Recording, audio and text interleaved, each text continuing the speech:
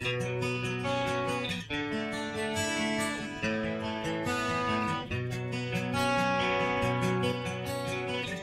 un país en el que nos encontramos con más de 500.000 desahucios desde el comienzo de la crisis, con una media de 146 desahucios diarios entre 2011 y 2014, nos adentramos en un distrito madrileño que posee una tasa de paro de un 150% superior a la media de la capital, con tan solo un 38% de personas que tienen una titulación superior al graduado escolar y un 25% de personas migrantes. Nacen movimientos sociales en defensa de los derechos que se ven recortados permanentemente por las instituciones públicas. Nos adentramos en Villaverde para conocer uno de los movimientos sociales creados en este distrito, que, junto a otros, luchan por la dignidad de los vecinos y la dignificación del barrio expuestos a la continua criminalización por parte de los medios. Hoy conocemos a los activistas y, lo que es más importante, a las personas que hay detrás de ellos. Hoy conocemos a una parte de estos desahucios de Villaverde. Bueno, hola, yo me llamo Francesco, soy procedo un poco del movimiento 15M en principio y actualmente parado y sin perspectiva. Bueno, yo me llamo Santiago, soy activista por el derecho a la vivienda y participo en estos desahucios Villaverde. Yo soy Miguel, activista del movimiento vecinal y también vinculado aquí al movimiento por la vivienda en Villaverde, y estudio ciencias políticas y también sin trabajo. Soy Atanás, también estoy con el movimiento de vivienda, en La PAN, y también estoy en paro, larga duración, y nada más. Bueno, si os parece, empezamos ya con la entrevista. Yo voy haciendo preguntas y vamos contestando según nos parezca, ¿vale? Bueno, la primera es que ¿cómo entrasteis en el movimiento por la vivienda? Bueno, yo entré en el movimiento de la vivienda por la misma situación que tengo. Tengo una hipoteca, estaba a punto de que me desahucien y tuve que entrar en el movimiento para salvar mi vivienda y prácticamente mi vida. Y bueno, yo venía participando en el movimiento vecinal aquí en Villaverde y en la Asociación de Vecinos de la Unidad de Villaverde Este, y como vecino del barrio, o sea, yo no tengo ningún problema de vivienda, más que nada porque no estoy independizado, o sea, que vivo todavía en casa con mis padres, y ante las injusticias que ves en el barrio en el día a día, tu función como vecino, yo entiendo que es solidarizarte con la gente de tu propio barrio. Y por eso entré, porque yo creo que no hay que quedarnos quietos ante las injusticias, y la situación de la vivienda y los desahucios son unas injusticias que se suceden a diario en Villaverde. Bueno, yo siempre tuve la inquietud de no saber de si en algún momento yo iba a poder tener una vivienda digna, si cuando tuviera 30 años pudiera tener un sitio donde criar a mis hijos o donde poder vivir dignamente. Y claro, cuando este año vine a vivir a Villaverde y había un grupo de vivienda, pues he dicho, bueno, voy a dar el salto y voy a participar en esto de una vez. Y la verdad que estoy aquí muy cómodo y trabajando con los compañeros. Sí, yo en principio tampoco tengo problemas de vivienda, tengo mi vivienda, por lo tanto ya he pagado mi hipoteca, no tengo ni siquiera hipoteca, o sea que puedo decir que podría vivir tranquilo, pero es una cuestión ya de sentirse a gusto con uno mismo y vista la situación que hay en toda España, pero en este barrio sobre todo, pues la verdad que sentirse a gusto es difícil con la situación de exclusión, y he decidido, bueno, ya participaba en la asamblea de 15M y he decidido pues meterme activamente en la plataforma Stop Desahucio para intentar pues parar lo que se pueda de desahucio, pero sobre todo intentar cambiar un poco la visión que tiene la gente sobre los desahucios y sobre la situación de las familias. Y otra cosa, que lo veníamos hablando antes, que no hay ninguna mujer aquí, pero bueno, que yo creo que es alguna autocrítica que tenemos que hacernos a nivel de esta entrevista, y que no han podido, vamos, lo hemos intentado, pero no han podido venir. No, sí, pero hay que mucha. para futuras entrevistas hacemos, si queréis, y ya os lanzo aquí el guante, una entrevista solo con activistas de estos desahucios que sean mujeres todas. De estos Yo seguro que es muy interesante este debate. Por eso. Bueno, ya una vez nos hemos puesto un poco en situación, queríamos saber qué opináis de la continua criminalización que estáis sufriendo por parte de los medios. Bueno, yo principalmente, vamos, la primera vez que lo sentí esto, lo sentí justo cuando ya no podía pagar mi hipoteca y estuve viendo en la televisión cuando salían diciendo ya no hay desahucios, ya no se desahucia y en los debates y bueno, yo de un principio me lo creí y para recién me paré de moverme durante un año. Este año me generé más de 10.000 euros de deuda que actualmente la tengo que pagar. Y cuando entré en la PA me di cuenta de que era todo mentiras, todo eran unas falsedades y hoy en día estoy viendo todas estas mentiras que están volviendo y me indignan y claro, ni siquiera lo podemos denunciar porque dicen que es un derecho de expresión. Mentir en público un derecho de expresión para mí no es. O sea, yo creo, no sé cómo lo veis, pero en un inicio lo que sí que hizo todo el discurso oficial era criminalizar a la gente que no podía pagarse la hipoteca porque decían que los bancos iban a arruinarse, porque la gente no pagaba sus préstamos y sí que estaba muy criminalizado a la hora del desahucio, pero es un pulso que ha ganado la PA, ¿no? O sea que en la mayor parte y un alto porcentaje de la población sí que ve a los desahucios o defender un desahucio como algo totalmente legítimo, pues es algo bastante positivo. El tema ya está ahora en otra lucha que yo creo que tendremos y más en especial en Villaverde, que es el tema de las ocupaciones, ¿no? Que eso es un tema yo creo que también es un tema aparte. Yo creo que también yo sí que todavía lo sigo viendo, muchos tertulianos en las televisiones que sí que nos criminalizan, nos llaman de violentos y lo primero es decir que nosotros somos un movimiento pacífico, o sea, ponemos nuestros cuerpos para frenar un desahucio que nosotros entendemos y además así nos avalan las instituciones internacionales que es una violación de derechos humanos fundamental el desahuciar a una persona que no tiene otro sitio donde ir. Entonces nosotros nos sentimos legitimados y nosotros no hacemos ninguna acción violenta, son todas acciones pacíficas. Pues sí, no, yo quería distinguir las dos cosas. Yo creo que hay criminalización de dos tipos. Por un lado, sobre el movimiento, sobre la PA, sobre estos desahucios de las asambleas de los distintos pueblos y ciudades, por parte de la campaña mediática de los grupos económicos que gestionan y que, claro, tienen que acusarnos de algo porque si no se mascararían ellos la verdad que hay detrás de la manipulación de la burbuja, bueno, toda la historia que hay detrás de eso. Y eso es por un lado. Por el otro lado también, yo creo que también hay que las personas, los afectados, las afectadas, la familia, pues se les ha echado la culpa, se les ha criminalizado la familia diciendo que ellos han sido los culpables. Y creo que uno de los principales trabajos que tiene la plataforma es también pues hacer ver a la gente que ellos no son los culpables de la situación que están. Les han engañado, nos han engañado a todos con una excusa de incluso de hacer negocio con la vivienda. Nos han vendido que era un negocio y ahora encima de echarlos a la calle se les intenta acusar, culpabilizar por algo que ellos han subido. Entonces, pues están los dos aspectos. A mí me gustaría terminar una cosilla, que es cuando a nosotros nos acusan de violentos, me gustaría decir que aquí los únicos que emplean la violencia son los cuerpos y fuerzas de seguridad del Estado que entran violentamente y armados a las casas de la gente para echar a familias enteras con hijos a cargo y con personas mayores, incluso discapacitados. Entonces, pues, que nos llamen violentos me llama mucha atención. O sea, y no únicamente entender la violencia como violencia física, ¿no? Que también hay mucha violencia psicológica de llamadas a las personas por parte de las entidades bancarias, acoso constante para que paguen el préstamo, e incluso llamadas de la policía, visitas nocturnas diciéndole que les van a echar a la calle. O sea que es todo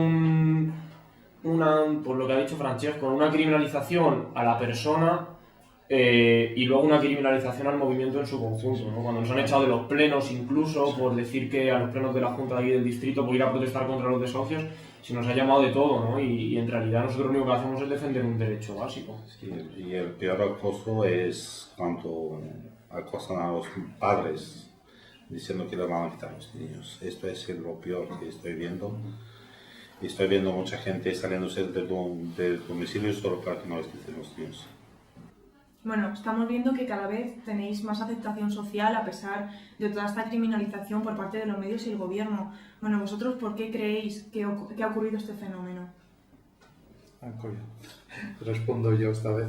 Pues yo creo que porque lo que pedimos son cosas que la gente está viendo que primero son justas, son peticiones justas, lógicas y de sentido común, y además que llevan tiempo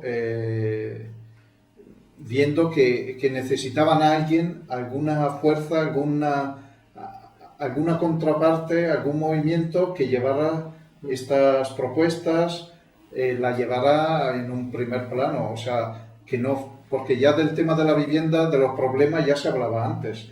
Lo que pasa es que era una cosa un poco enterrada, escondida, y sin embargo la PA ha conseguido aunar fuerzas de todos los que estaban sufriendo el problema de la vivienda, y por el otro lado la gente está viendo que son cosas lógicas que se deberían haber tratado antes y intentado solucionar antes. Lo que pasa es que no han querido solucionar. O sea, yo también creo que es un problema que está tan extendido, o sea, cuando salen los datos de desahucios hay como casi 150 desahucios al día, ¿no? Yo creo que es un problema tan extendido que nadie puede vivir ajeno a esa realidad. Entonces todo el mundo, a no ser que vivas aislado en, yo qué sé, en un palacio real, ¿sabes? No vas a estar ajeno a este problema y vas a conocer siempre a gente que va a estar en esta situación. Entonces también el ver que cada persona que tiene este problema tiene toda una vida detrás y que no es simplemente un número como lo quiere pintar en los bancos, yo creo que también la gente hace que lo vea como un problema muy muy cercano y que de verdad está siendo un drama, ¿no? Entonces eso, y además el papel que ha jugado la plataforma y los grupos de vivienda de ese pacifismo que decía Santi, y que ha acercado a la gente y se ha interesado por el problema, yo creo que es lo que hace que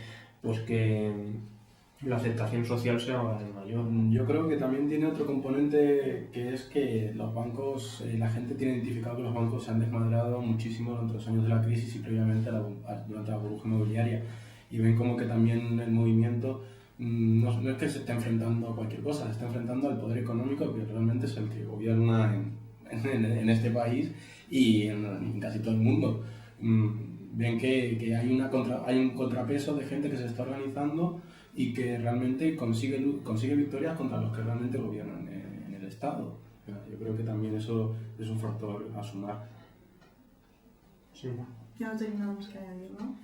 Bueno, recientemente hemos visto que se ha aprobado la ley Mordaza, bueno, la conocida como ley Mordaza. ¿Vosotros qué pensáis al respecto? ¿Cuál va a ser vuestra actuación frente a esto? ¿Va a parar? Hombre, yo pienso que es un paso más de lo que hablábamos antes de la criminalización. O sea, ya han visto que la gente nos apoya, que la población mayoritariamente está a favor de todas las peticiones que la plataforma ha llevado adelante, como la ILP, con la propuesta de dación en pago, etcétera, etcétera. Y entonces, pues lo que le queda, aparte de contar mentiras en los medios de comunicación, es criminalizar aún más al movimiento e intentar pararlo con 30.000 euros. Con multas, con amenazas de cárcel, con todo tipo de cosas, con medidas completamente antidemocráticas. Porque es que yo creo que una vez que entre en vigor la ley, en julio creo que es, sí, seguramente habrá cuestiones en el Constitucional que habrá que revisarlo, porque son medidas absurdas, anticonstitucionales, privatorias de libertad, de derechos básicos, como son la libertad de expresión, la libertad de reunión, de manifestación, etcétera. Es una vuelta clara a un tipo de régimen autoritario, y para no decir de peor. En todos modos, por mucho que salga, nos vamos a ir adaptando a ello. Nos vamos a ir adaptando para luchar, porque estamos luchando para algo que es legítimo. No es una cosa, un chuche o un pastel. Es una vivienda que es un techo. Así que nos iremos adaptando y seguiremos en la lucha. Yo también, bueno, ya para cerrar, también en relación a lo que decía Santi, ¿no? Del poder económico, yo creo que esta ley lo que sí que demuestra es una clara la cercanía, ¿no? La relación que existe entre el poder político y el poder económico, y cómo esta ley pues es claramente una forma de reprimir a la gente que estamos luchando contra el poder de los bancos y que pretendemos cambiar esta realidad y este drama, y multar antes a una persona que va a parar un desahucio que a un banco que está dejando sistemáticamente a familias, o sea, a diario en la calle. Pues yo creo que se ve también esa relación, ¿no?, entre el poder político y el poder económico. Yo quería hacer un ejemplo claro de cómo están los bancos esperando esta ley. Ayer, cuando estábamos en una sucursal de Bankia, pues intentando negociar con el director, estábamos en su despacho, entramos, no sé, unas 20 personas, 30, no sé cuánto éramos, 20 personas ahí en la oficina, y a un cierto punto el director nos dice, así con un tono chulo, típico de quien nos desprecia bastante, dice: bueno, tenéis suerte que todavía no ha entrado en vigor la ley nueva. Dice, porque si no ya veríamos cómo acababa esto. O sea, que ya se van preparando para llamarlos antidisturbios y ya amenazando. Bueno, siguiendo con el tema de las leyes, vamos a hablar un poquito de la ley de segunda oportunidad. Contadnos un poco, pues, en qué consiste y lo que os parece. Bueno, primero decir que la ley de segunda oportunidad, como la llaman, es la ley 1/2015, que es la tercera de una serie de intentos del gobierno, de unos intentos de cumplir unos requerimientos también que le han sugerido desde la Unión Europea, del Tribunal Superior Tribunal de Justicia de la Unión Europea. Entonces todo empezó en 2012 con la ley 6/2012, luego 27/2012, se añadieron cosas con la ley 1/2013 y pues con esta nueva de la 1/2015 de segunda oportunidad, pues la llaman de segunda oportunidad diciendo que han hecho algo extraordinario, y realmente no han hecho nada. Han añadido algunos pequeños cambios del año pasado, principalmente, para verlo rápidamente, han renovado la moratoria que caducaba en mayo de este año, 14 de mayo caducaba la moratoria, y la han renovado 2 años más. 2017. Hasta 2017, es decir, que la gente que tenía derecho, cumplía los requisitos, pues tiene hasta 2017 para seguir viviendo en el piso. Han incluido un caso más que sería mayores de 60 años, para casos de especial vulnerabilidad, para acogerse a esta ley. Y luego, pues dicen que han dado posibilidad a acogerse mejor a la dación en pago, y realmente es una situación tan complicada que yo creo que incluso es peor casi que la anterior. O sea que al final, como antes estábamos hablando, el porcentaje de personas que se pueden acoger a esta ley, igual que a las otras, es muy reducido. Yo creo que no supera el 20% de todos los afectados que podrán acogerse a esta ley. O sea que realmente es un poco una tomadura de pelo. Sí, aparte de esto, en los 2 años, a la gente que se acoge, en los 2 años le sigue generando intereses la deuda, y cuando terminen ya no pueden ni negociar. Entonces empeora la situación de la gente, no resuelve su problema.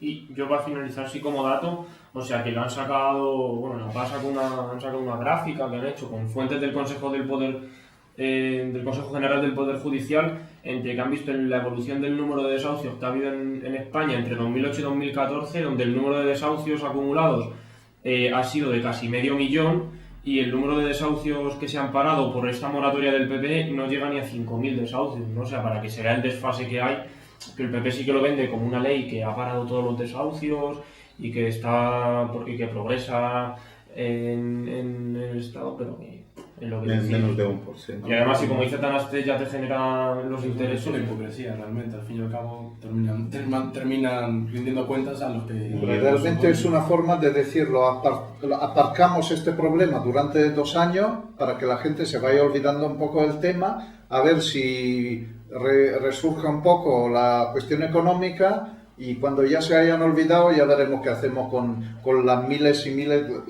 de familias, las decenas de miles de familias, ya veremos después. Bueno, ahora vamos a hablar, hemos hablado así en cuestiones generales de la situación de la vivienda, pero ahora vamos a hablar concretamente aquí en Villaverde.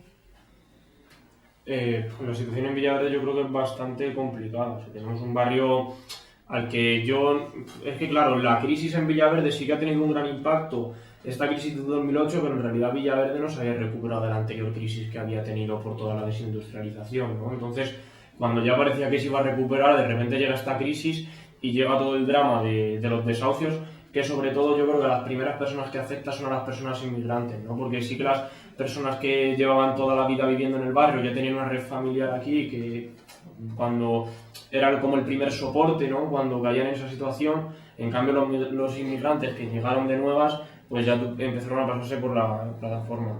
Tuvimos una primera oleada, yo creo, bueno, es que claro, nosotros llevamos ya bastante tiempo aquí trabajando, lo que pasa es que nos hemos juntado justo en mayo, ya va a hacer un año, ¿no? Y yo creo que los primeros casos que nos venían eran sobre todo de ejecuciones hipotecarias, pero en la actualidad nos están viniendo un gran porcentaje de ocupación, sobre todo de gente que ya ha sido desahuciada y que han tenido que ocupar. O sea que en Villaverde mayoritariamente tenemos 2 casos, que son los de ocupación y los de ejecución. Luego están también los de vivienda pública y social, Sí. que si queréis comentar un poco...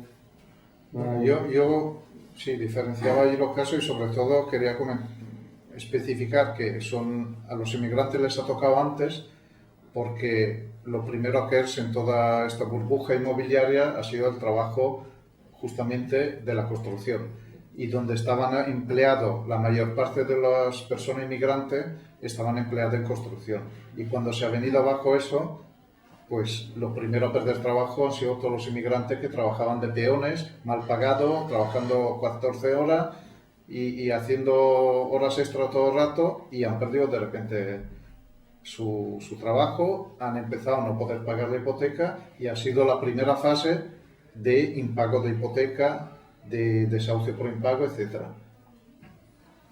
Luego ya ha salido una segunda parte, que es después de haberlos echado del piso, pues nos hemos encontrado en la fase siguiente, que ya han tenido que ocupar un piso. Por una razón obvia, no se van a quedar en la calle. Es que por mucho que legalmente no es correcto, porque se trata de un delito de usurpación, pero es que el delito más grande es dejar a una familia con niños en la calle. Ese sí que es un delito y una vergüenza también. Luego tenemos aquí en el distrito un barrio que es uno de los más castigados, que es el mío, donde vivo yo, en San Cristóbal de Los Ángeles. Por ejemplo, yo tengo ahora mismo una hipoteca de 162.000 euros. Cuando firmé eran 155.000. Y el piso está ahora mismo se tasa a 20.000 euros. La diferencia es 142.000 euros. Y las negociaciones son mucho más complicadas y casi siempre terminan en desahucio. Cada vez hay más pisos vacíos, cada vez hay más familias que demandan. Y prácticamente San Cristóbal es uno de los barrios que más pisos vacíos, más pisos hay en bancos. De bancos que la situación nos obliga a ocuparlos y luchar. Claro, yo creo que otro tema también es que frente a este tema nos vienen muchos a la asamblea, que son gente que está ocupando una vivienda de un banco y que realmente hay muy poco por hacer, o se puede hacer mucho, pero claro, también es muy complicado porque no son clientes del banco, el banco no los reconoce. Y por lo tanto, nosotros cuando intentamos conseguir alquileres sociales para esta familia y poder solventar este problema que les sacude y poder regularizar su situación con un alquiler social, el banco se niega de bruces. ¿Por qué? Porque sabe que tiene muchos pisos vacíos y que por lo tanto, si abre la veda, luego van a venir todos los demás. Entonces no quiere, prefiere tenerlos cerrados, prefiere tenerlos desvalorizándose día a día, rompiéndose, estropeándose, antes que abrirlo a que cumpla una función social, que al fin y al cabo la vivienda es lo que tiene, permite la vida en ella. Sin la vivienda, al fin y al cabo, el resto de derechos son vanos. O sea, No, pero ahí es donde deberían de intervenir las administraciones y la fuerza política, digamos. Claro. Es que las administraciones, gestionando esto de la vivienda como un problema serio y intentando que todo el conjunto de piso vacío de bancos pues se vuelva a ofrecer como piso de alquiler social. Y eso, si no lo hace la administración pública, la administración en general, autonómica, del Estado y local, poniendo pegas a los bancos, en el sentido obligándolos de cierta forma, por ejemplo, diciendo, mira, hay un impuesto para los pisos que se quedan vacíos de inmobiliarias o de banco, pues hay una tasa mensual de tanto al mes. Dice, a lo mejor de 500 euros al mes. Y si no los alquilan, pues se utilizan esos 500 euros para buscar un alquiler a las familias. O sea, es que hay que buscar unas soluciones. No hay que esperar que los bancos den soluciones, porque los bancos ya sabemos lo que dan. Y luego tenemos el problema de la vivienda pública que se ha privatizado, que es un gran número. En el distrito tenemos mucha vivienda pública que está privatizada. Y donde se privatiza, pues se desahucia mucho y cada vez más, y la vivienda se queda vacía. Y luego la vivienda que no está privatizada, también hay gran número de viviendas que están vacías, tapiadas, y no se están distribuyendo a las personas. Por ejemplo, el caso, ahora que lo dice Atanás, el caso del IBIMA, bueno, hay dos casos aquí de vivienda pública, el MVS del ayuntamiento y el IBIMA de la comunidad. Pues, por ejemplo, el IBIMA se está negando a conceder alquileres para casos de especial necesidad que están previstos, teniendo decenas de viviendas vacías en el distrito de Villaverde. Se niega porque dice que están ocupando un piso de un banco, cuando nada tiene que ver el piso del banco con el IBIMA, y que no tiene ningún sentido que para solicitar un piso de IBIMA hay que estar viviendo en una calle, en una tienda de campaña. O sea, es una cosa tan ilógica, tan indecente, que debería de caérsele la cara de vergüenza solo diciendo esas tonterías. Pero, sin embargo, están rechazando decenas de casos por esta razón. Bueno, recientemente vimos el escrache que se le hizo en Villaverde al PP, que bueno, por parte de vuestra organización, y vimos la respuesta de los medios. ¿Vosotros realmente creéis que coartasteis la libertad de expresión de las candidatas? Bueno, respondo yo, sí, que ya soy, se está centrando la atención. Bueno, pero, sí. Hombre, coartar la libertad de expresión no. Yo creo que la libertad de expresión la está guardando el Partido Popular con la ley Mordaza, ¿no?, que ha aprobado.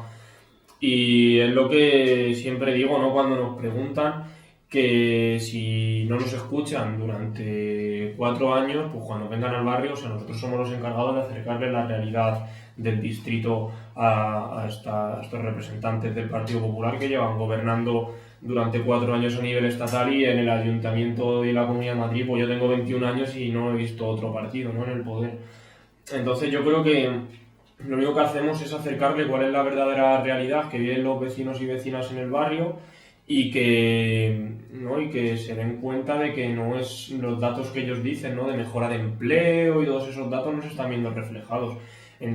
Y otra cosa, ¿no?, que también creo importante, es que la política es algo que es público, ¿no? Entonces que no es ir a votar cada 4 años, sino que los representantes políticos tienen que someterse al control de los ciudadanos, y si no yo creo que es una forma de entender la democracia más amplia de la de votar cada 4 años, y que nos corresponde pues a los movimientos sociales, como un actor importante en la política que no tiene representación parlamentaria a través de un partido político, pues porque somos apartidistas y porque no creemos que todas nuestras demandas se vean reflejadas en los partidos, y porque es algo más amplio, ¿no?, pues tenemos que tener un medio en el que poder expresarnos y que se nos dé voz, y no tenemos absolutamente ninguno en la actualidad, y no nos queda otro que seguir en la calle protestando.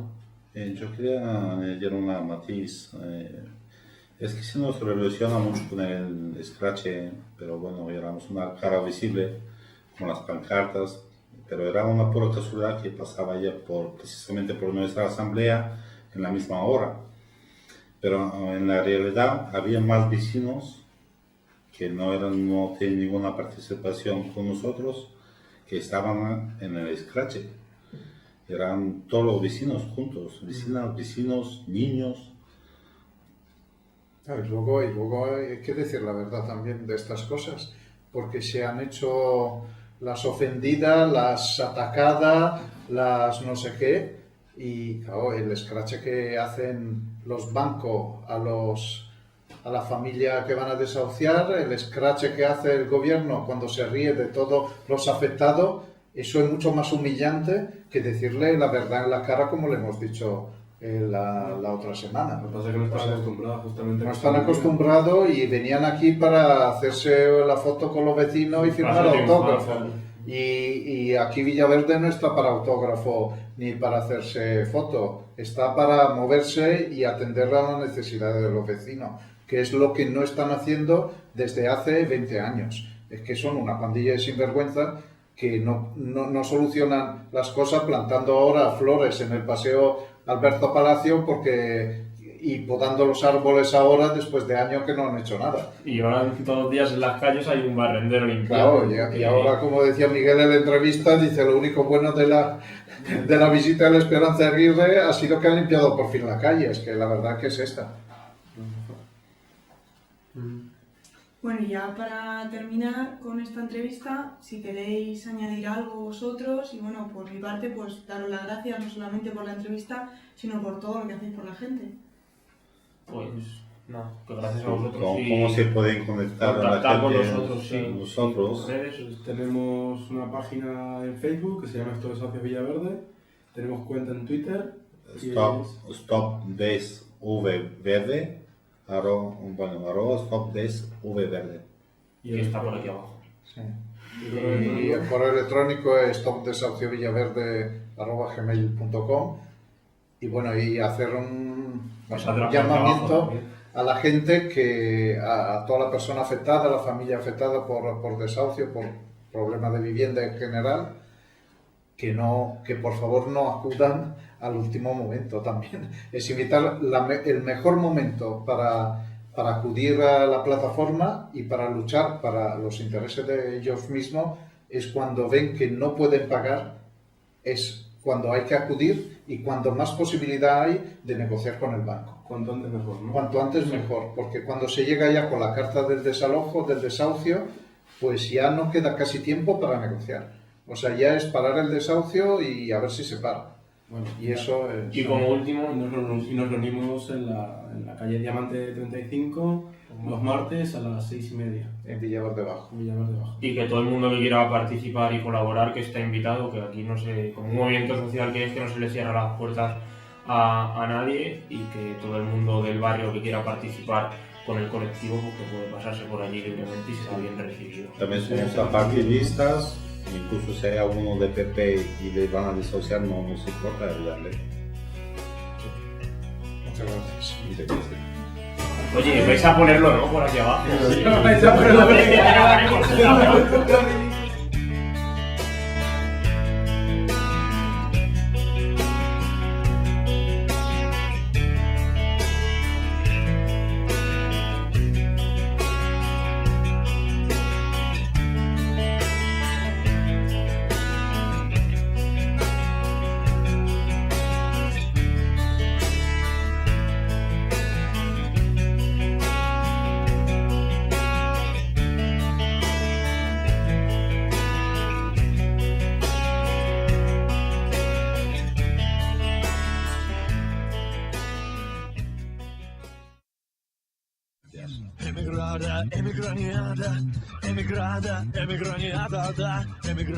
Emigraniada.